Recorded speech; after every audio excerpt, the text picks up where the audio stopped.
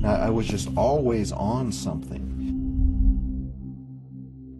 I just basically used any woman that was in my path. At heart, I was a hedonist. I am absolutely shattered to know that my hero was at his root and his core, he was a liar. It just ripped my heart out. I didn't step foot into another church for 19 years. I kept getting this terrible depression, and I found that it would go away when I started drinking. Literally for 19 years, I stayed intoxicated or inebriated.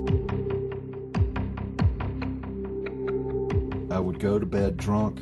I would wake up still drunk. During the day, I'd be popping Vicodin and pills, and I'd carry a little bullet of cocaine so I could, get my ups and my downs. So I kept having car accident after car accident. I couldn't hear anything. I thought maybe I was dead. 2,000 stitches in my body. And we had people that were offering us $25 million.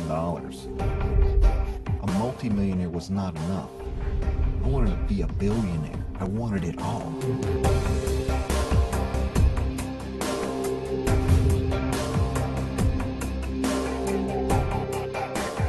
I guess I wasn't willing to change. Doc goes, "Greg, we need to talk. You're terminal." I'm a dead man. Absolutely, without a doubt, I know I'm dying.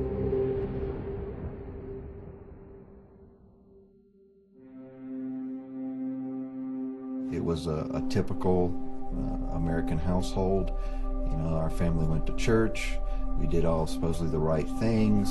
My father was one of the deacons in our church, a little Southern Baptist church in Greenville, South Carolina, like, the belt buckle of the Bible Belt kind of thing. It was a Christmas day, and I'm sitting at the Christmas tree. My uncle sexually molested me at the Christmas tree. And I didn't understand. I was 6 years old, and I think I just kind of buried it. Then I was really confused. I was awakened sexually at 6 years of age, and then I understood how that was wrong. And then I thought, I felt so guilty, like I had done something wrong. And so when I was 7 or 8, I started playing doctor with girls. And so it kept going on, and it got worse and worse. I ended up getting a girl pregnant at a very young age. I remember one night, just really crystal clear, when I was 12 years old, that it was right after the preacher had spoken, and he shared about Jesus, and then they started playing that music, like at the end of Billy Graham, that "Just As I Am," and they played it like 50 chorus lines. I'm going, dude, is this ever going to end? I'm ready to get out of here. And I was white-knuckling the pews like this. I'm like, I'm not going down there. I can outlast this song. I really can.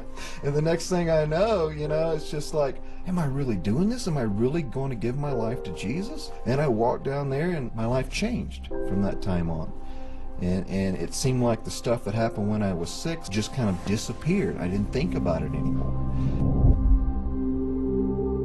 My father, who was head of the deacons, he got caught cheating on my mother with the secretary of his company. And then it came out. My mom found out about it, and then the church found out about it. And what ensued was what they called church discipline, where they basically remove him from leadership in the church. And what I sensed in that whole thing was there wasn't any love involved in it. It just seemed harsh. And I kept hearing all these whispers and gossip in a little 70-person Southern Baptist church, and I'm like, I can't believe this. I mean, I'm already angry with my father. I mean, when I hear the news about Dad, I am absolutely shattered. I mean, I am devastated to know that my hero was at his root and his core, he was a liar.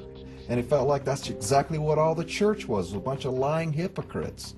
And I left that church that day when I was 14, and I didn't step foot into another church for 19 years.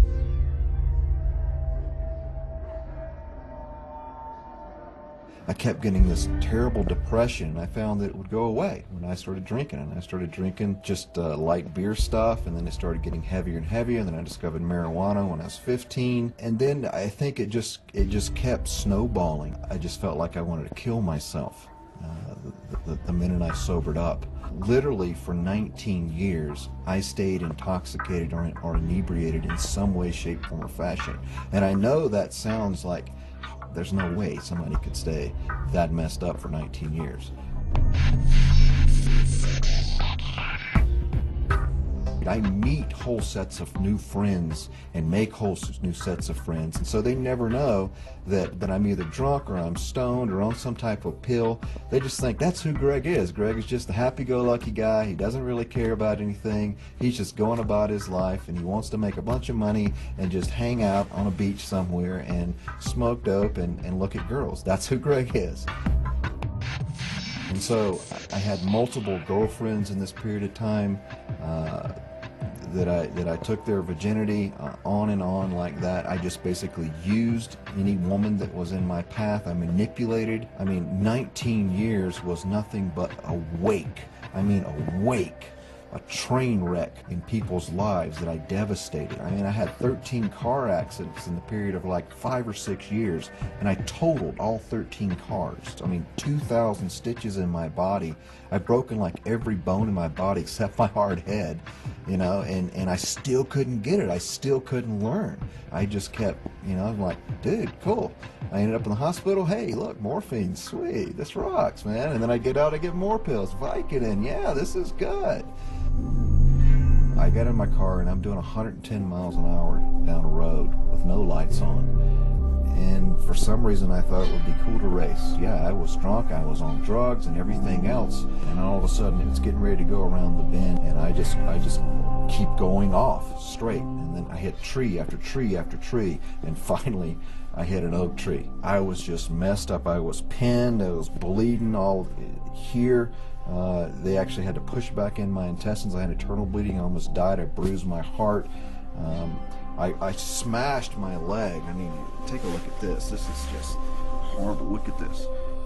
I smashed my leg when I hit the tree. It actually just crushed it like this. I have one bone in my leg by the time they put it together. And I'm getting just tons of free drugs. You know, my girlfriend at the time was going and buying me, you know, big, huge half gallons of Crown Royal.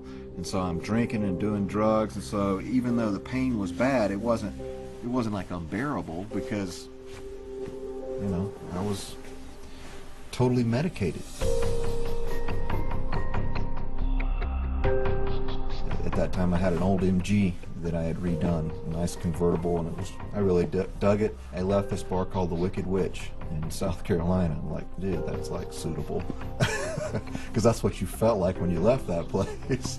I had forgotten my keys, and so I'd hot-wired my car, and the little wire had fallen off when I was driving down the road. And so I'm looking on the ground because my car starts cutting off and decelerating, and I look down for a second, and the next thing I know, I see headlights right in front of me, and I swerve onto the oncoming lane, and I hit this BMW head on.